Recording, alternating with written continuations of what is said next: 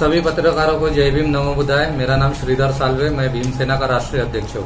आप सभी को पता है कि महाबोधि महाविहार मुक्ति आंदोलन कई सालों से चल रहा है। मेरे हिसाब से 130 साल हो रहे हैं, परंतु अभी तक हमें न्याय नहीं मिला और हमारा जो आंदोलन है बीटी एक्ट वो रद्द नहीं हुआ। तो इसके प्रयास सभी ने इसका प्रयास किया, नेतृत्व किया, फिर भी हम लोग भी सक्सेस नहीं हुए हैं।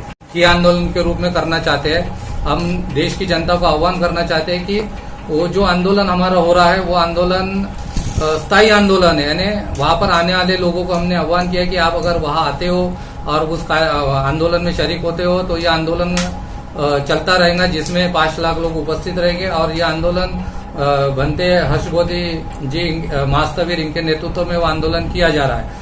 यह आंदोलन की रूपरेखा इस प्रकार की रहेंगी कि आंदोलन में हमने सभी लोगों को आह्वान किया है कि आप इस आंदोलन को सिर्फ 5 दिन दो।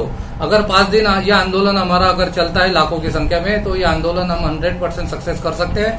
केंद्र सरकार और बिहार की सरकार को हम झुका सकते हैं। तो बिहार और केंद्र की सरकार जब झुकेंगी, जब हमारा जन सैलाब होगा, हमारी यूनिटी होंगी, हमारी ताकत होंगी, और वो ताकत को देखते हुए वो लोग उस आंदोलन को कुछ कर सकते हैं, यानी न्याय दे सकते हैं। तो हम ये चाहते हैं, भीमसेना के माध्यम से हमने रहने की और भोजन की व्यवस्था की है। और सभी नागपुर में जो आंदोलन होगा, तो नागपुर में जब आंदोलन होगा तो नागपुर की व्यवस्था को भी ध्यान में रखते हुए हम ये आंदोलन को करने वाले हैं। जय भीम।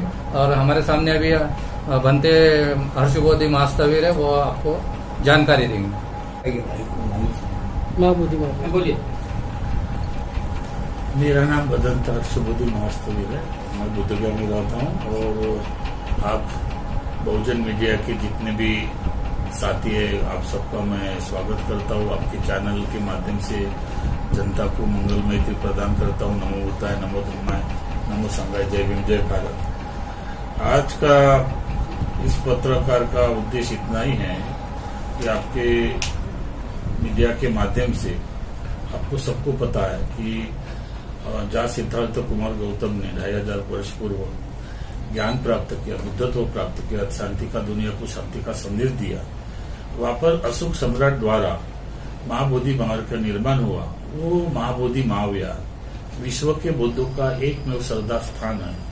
वो आज भी हिंदू ब्राह्मणों के कब्जे में है। इसके लिए श्रीलंका से आए अनागारिक धम्मपाल, इन्होंने 1891 में इस आंदोलन की शुरुआत की। आज उसको 135 साल हो रहे हैं। उसके बाद में 1988 में नागपुर के अपने गिट्टी खदान के भंते जी थे, संघ रक्षित, उसके साथ मैं भी था। उन्होंने 88 तो 90 तक आंदोलन शुरुआत किया। उसके बाद में 92 से जापान से आए हुए भदंत सुरेश ससाई, इन्होंने वो आंदोलन उन भंते जी से लिया और अखिल भारतीय बुद्धगया महाबोधि महाविहार मुक्ति आंदोलन समिति की स्थापना हुई। उस आंदोलन का मैं हिस्सा हूँ। और उस आंदोलन के राष्ट्रीय महासचिव जब भद्दे आनंद थे। और ये आंदोलन उस वक्त तो सोशल मीडिया इतना नहीं था, लेकिन ये आंदोलन प्रचार के माध्यम से इतना तेज हुआ, आकाशवाणी के माध्यम से, मीडिया के माध्यम से, तो करीबन लाख 5-5 लाख लोग बुद्धगया में आए। पटना में हमने आंदोलन दिया, केंद्र में आंदोलन दिया, केंद्र सरकार के विरुद्ध, बिहार सरकार के विरुद्ध में। लेकिन सरकार ने उस वक्त किसी भी बात को स्वीकार नहीं किया। लेकिन 98 में जब एक बड़ा आंदोलन हुआ, तो 98 में लालू की सरकार थी। लालू जी जब मुख्यमंत्री थे, तो लालू जी ने ये कहा कि ये आंदोलन बढ़ रहा है और ये बुद्धों को देना पड़ेगा। तो आंदोलन तोड़ने की साजिश की गई है। भंते ससाई जी को, भंते आनंद जी को, भंते प्रज्ञाशील को और भंते ज्ञानेश्वर जी को मेंबर बनाया गया। अब आप एक बात या बस सोचने वाली स्पष्ट कर रहा हूं मैं कि 1949 का एक्ट निरस्त करने के लिए, 1949 का एक्ट में अमेंडमेंट करने के लिए आंदोलन चल रहा था।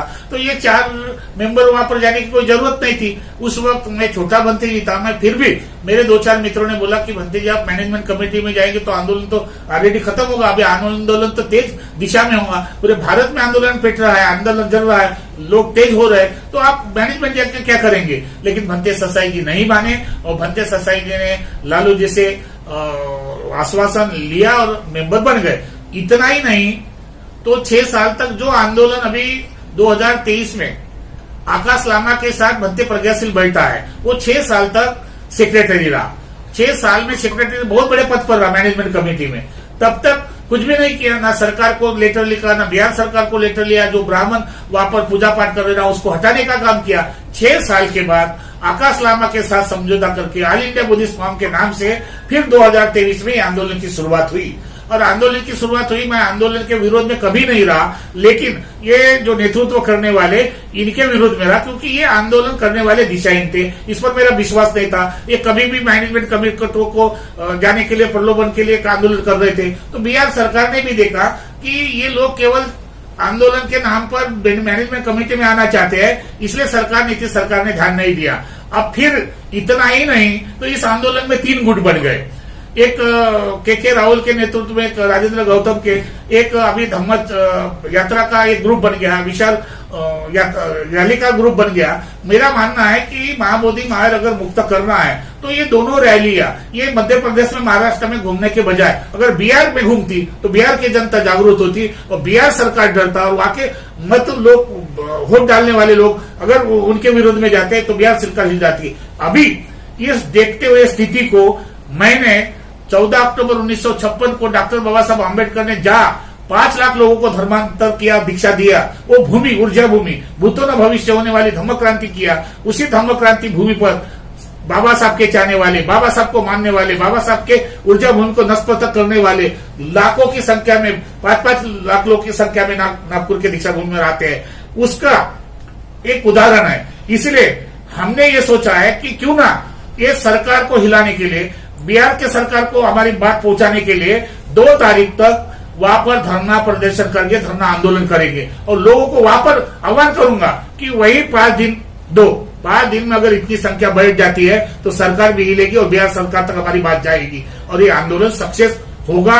इसी दिशा से हमारी बात सुनेगी। इसी उपलक्ष्य में 1 अक्टूबर को 2025 को बेगनबाग मैदान में लाखों लोगों का धर्मांतर कर रहे हैं। उसी धर्मांतर करने वाले लोगों को भी हम आह्वान करेंगे कार्यक्रम होने के बाद कि अब या तो धर्मांतर कर रहे हैं, लेकिन 2 तारीख को दीक्षा भूमि परिसर में 5 लाख लोगों की संख्या में 5 दिन का समय दीजिए, महाबोधिवार बौद्धों को मिलेगा। इसी आशा और भावना के साथ इस कार्यक्रम में हमने समाज के प्रमुख घटक प्रकाश आंबेडकर, जोगेंद्र कवाड़े, रामदास आठवले, चंद्रशेखर आजाद, वर्षा गायकवाड़, हंडोरे जी, राजेंद्र गवई जी, दीपक रिकार्डे जी, मोहन पाटिल जी, विजय बोध जी, जितने भी सामाजिक राजनीतिक संगठन है उनके पदाधिकारी है, उनको लेटर द्वारा हमने सूचना की और वो लोग नागपुर में भी आ रहे हैं। बहन जी को नहीं छोड़ दी तुमने? हाँ, उनको भी बुलाया है, बहन जी को बुलाया, आकाश लामा को बुलाया, विनय चारा को बुलाया, ससाई जी को बुलाया है, सभी को बुलाया। जो जो आम्बेडकरवादी संगठन है उन सबको दीक्षा भूमि पर बुलाया। ऑलरेडी आठवले साहब 2 तारीख को आ रहे हैं। काफी संगठन राजनीतिक लोग आम्बेडकरवादी आ रहे हैं। उनको हम एक ही बोल रहे हैं कि इस 2 तारीख के आंदोलन में आप आइए और हजारों के तादाद में भिक्षु संघ खड़ा रहेगा, लाखों लोग खड़े रहेंगे। तो महाबोधि का ये जो प्रश्न है, जो दीक्षा भूमि से बाबा साहब ने धम्म क्रांति की थी, उसी धम्म क्रांति के अवसर पर पूरे नागपुर से धम्म क्रांति पूरे भारत में होगी और बौद्धों का महाबोधि मार्ग बौद्धों को मिलेगा। ये ऐसा आशा विश्वास मुझे लगता है। इसीलिए आज हमने पत्रकार परिषद ली थी और आज सोशल मीडिया जो बहुजन मीडिया है, मेरी उससे उम्मीद है कि आपके चैनल के माध्यम से हमारी बात ये समाज तक पहुंचाने का प्रयास करेंगे और समाज के लोग ज्यादा से ज्यादा इस आंदोलन में और 1 तारीख के कार्यक्रम में आएंगे। ऐसा मैं भदंत हर्षवर्धी राष्ट्रीय महासचिव और प्रवक्ता होने के नाते मैं आह्वान करता हूँ। आपने ठिया आंदोलन जो बोले वो दीक्षा भूमि में करेंगे ऐसे बोले। हाँ। और जो 5 यानी लाखों की संख्या में जो उपासक उपासिकाएं आएंगे वो रहेंगे उसमें, तो ठिया आंदोलन 2 तारीख का धम्मचक्र प्रवर्तन दिन है, कितने दिन रहेगा ये 5 दिन रहेगा। जब तक हमारी मांग नहीं होती अब तक रखेंगे, लेकिन 5 दिन तो हमने दीक्षा भूमि पे ही रहे। हाँ, दीक्षा भूमि परिसर में। इसकी रिसर्च परवानगी लिए क्या आपने? हाँ, ली है। फरवरी 2026 के विनाचार्य ने दिल्ली जाम करने की घोषणा की है, तो क्या उसको भी समर्थन रहेगा उसका? देखिए, जाएंगे आप दिल्ली?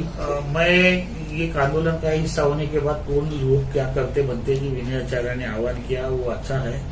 मैं तो ये चाहता हूँ कि पहले एक हो जाए हम लोग, विनय चारा हो, आकाश लामा हो, बंदीप आनंद जी हो, हर्षबोधी हो, जिन लोगों ने तो हो गए ना, एक हो गए ना, आकाश लामा हो गए, सुरेश ससाई भी एक मंच पे आए, विनाचार्य भी आए। ये देखो, अगर एक होते तो अलग अलग ग्रुप नहीं बढ़ते, दिखाने के लिए बोलने के लिए बात है, लेकिन औपचारिकता है। क्योंकि उस दिन का विनयचारा का मैंने भाषण सुना उपस्थ, उन्होंने कहा आप मुझे बुलाएंगे, वो मुझे बुलाएंगे, हम लोग एक नहीं। उन्होंने भी एक व्यापक मीटिंग की घोषणा की, तो बहुत अच्छा लड़का है, काम करता है। तो मैं ये चाहता हूँ कि एक व्यापक मीटिंग होना चाहिए और सभी लोग बैठकर महाबोधि महाविहार मुक्ति के लिए लड़ना चाहिए। लेकिन अभी ये जो मुद्दा है दीक्षा भूमि पर, और दीक्षा भूमि पर लाखों राज्य के लोग आते हैं और ये 2-3 दिन के लिए समय देते हैं, तो मुझे लगता है चक्का जाम करोगे सरकार। अरे जो क्या बोलते हैं अपने आरक्षण के लिए, मराठा आरक्षण के लिए उन्होंने किया, क्या नाम है उनका, राज्य, तो सरकार गई ना, तो हमको भी, हमारा तो एक उद्देश्य, अभी हम शिष्टमंडल नहीं जाएंगे, शिष्टमंडल मैनेज हो जाता है। जो भी लोग हैं वो वहां पर आएंगे हमारे धरने पर और हमको निवेदन देंगे। जैसे बिहार सरकार है तो बिहार सरकार तक उनके कुछ ना कुछ, या महाराष्ट्र शासन से जाएगा कि महाराष्ट्र में इतना बड़ा हो रहा है और धर्मांतर के दिन हो रहा है, तो ये बहुत बड़ा मैसेज जाएगा। इसलिए मैं विनय चारा हो, आकाश लामा जी हो, और जितने भी लोग हैं, जितने भी राजनीतिक लोग हैं, जितने भी गट तट के लोग हैं, उस धरने में आना चाहिए और महाबोधि महावीर मुक्ति के लिए हमको सब एक होकर, शपथबद्ध होकर लड़ाई लड़नी चाहिए। बंदे जी, मेरा एक सवाल है कि इतने 5 लाख लोग अगर एक साथ धरने में बैठते हैं, अगर धरने में कुछ ऊंच नीच हो जाती है तो कायदा और सुव्यवस्था बिगड़ने के खूब चांसेस है, तो फिर इसका जवाबदेही किसकी रहेगी, सरकार की या फिर आयोजक? सरकार की रहे ना, सरकार हमारी नहीं दे रहा है इसलिए तो हो रहा है। अगर सरकार देते तो काय के लिए बैठते?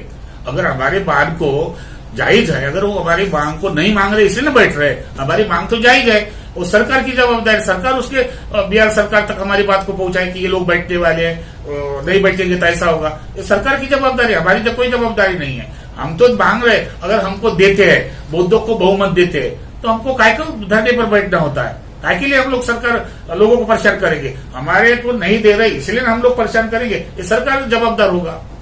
यानी 5 दिन का ठिया आंदोलन है ना? जी जी जी।